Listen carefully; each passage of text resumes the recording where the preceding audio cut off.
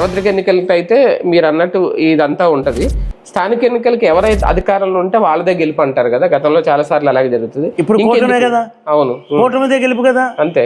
మరి రేపు కూడా కూటమిగా ప్రయత్నం చేయడం కరెక్ట్ కదా. మన వైసీపీ ఉంది, వైసీపీ గెలుచుకుంది. అప్పుడు తెలుగుదేశం పార్టీ జడ్పీటీసీ ఎన్నికలు బాయ్కాట్ కూడా చేశారు చంద్రబాబు నాయుడు గారు, అప్రజాస్వామికంగా జరుగుతున్నాయని. ఇప్పుడు ఈ మధ్యన రీసెంట్ గా చూస్తే జనసేన వాళ్ళకి బలం ఉన్న స్థానాలనే మేము రికమెండ్ చేస్తాం, అవే మేము ఇస్తే అందులో పోటీ చేస్తామని వాళ్ళు చెప్తున్నారు. తెలుగుదేశం పార్టీకి కూడా ఆ స్థానాలు ఉండుండే అవకాశం ఉంటుంది. కూటమిలో ఐక్యత అనేది మిస్ అవుతుందా ఇక్కడ? రేపొద్దున ఆ ఇష్యూ అన్న వస్తుందా సార్? కొన్ని పార్టీలు కలిసి కూర్చున్న తర్వాత ఆ యొక్క పొత్తులని, ఆ సీట్లను సర్దుబాటు చేసేటప్పుడు చివరిలో వాళ్ళు కూడా ఒక ఇద్దరినో ముగ్గురినో కమిటీ చేసి మీ ముగ్గురు తెలిసిందని కట్టుబడతాం అనేటువంటి పరిస్థితికి మొట్టమొదటి కూర్చున్నప్పుడు ఆ పార్టీ తరఫున ఒక 5 ఈ పార్టీ తరఫున ముగ్గురు, ఈ పార్టీ తరఫున ముగ్గురు అట్లా వస్తారండి. పార్టీ బలాన్ని బట్టి అందరూ కలిసి డిస్కషన్స్ లిస్టు తీసుకొస్తాడు. నాకు ఇక్కడ బలం ఎక్కువ ఉంది, ఇక్కడ తక్కువ ఉంది, నీ బలం నాకంటే ఎక్కువ ఉండొచ్చు, కానీ నాకు బలం ఎక్కువ ఉన్న దగ్గర నాకు ఇవ్వాలి కదా అని అడుగుతుంటారండి. జరిగేది అది. అప్పుడు ఏంటంటే అట్లా కాకుండా అట్లాంటి సీట్లు అడిగే దగ్గర ఈ కూర్చున్న కమిటీ నిర్ణయం చేసేది. ఎందుకంటే నేను మంగళగిరిలో ఉన్నప్పుడు ఈ పొత్తులు తోటి గొడవ మాకు. ఏ పార్టీతో పొత్తున్నా కూడా వాళ్ళ ఆఫీస్కి వెళ్ళి మాట్లాడేటువంటి మధ్యవర్తి నేనే. అట్లాగే ఇతను ఈ సీట్లో ఎక్కువ ఓట్లు ఉన్నాయి, జనసేన ఉంది, వాళ్ళకి 175 సీట్లు బెరీవ్ చేసుకున్నారు. 175 ఇదిగో ఈ 25 ఈ 30 మనం పోటీ చేద్దాం అని అనుకున్నారు అనుకోండి.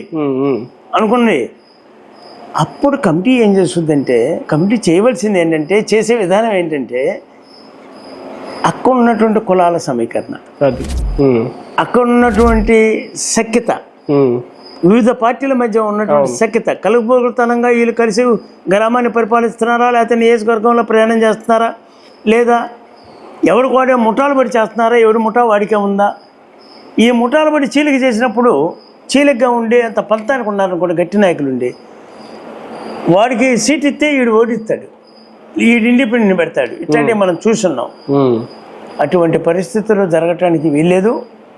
ఇక్కడ జరుగుతున్నటువంటి పరిపాలనకి అతను అసెంబ్లీలోకి ఎంటర్ కాకుండానే ఎంత అల్లకల్లోలం చేస్తున్నాడో చూడండి. రోజుకో డైలాగ్ వాడుతున్నాడు. దాని మీద 4 రోజులు పని చేసుకొనియకుండా ప్రభుత్వాన్ని చర్చ. ఓ రోజు పవన్ కళ్యాణ్ గారిని తిడతాడు, ఓ రోజు బీజేపీ వాళ్ళని డైరెక్ట్ అనకుండా ఇండైరెక్ట్గా లోకల్గా ఉన్నటువంటి ఫ్రాక్షన్స్ అంటారు. ఈ చంద్రబాబు గారిని, లోకేష్ గారిని ఆపుట్టుండి ఇప్పుట్టుండి తిడుతున్నా పెద్ద లేదు. కనుక ఏం ఉండదు.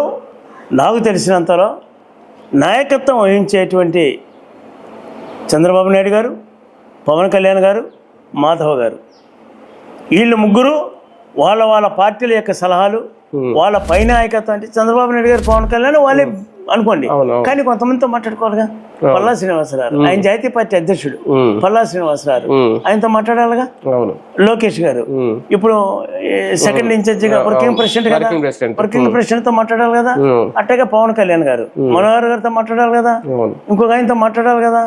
వాళ్ళ ఎమ్మెల్యేస్ ఉన్నారు కదా, వాళ్ళ ఎమ్మెల్యేస్ పొట్టేంటి, వాళ్ళ ఇన్ఛార్జీలకి ఓడిపోయిన తర్వాత కూడా ఆయా మండలాల్లో, ఆయా గ్రామాల్లో ఉన్న పొట్టేంటి అనేటువంటి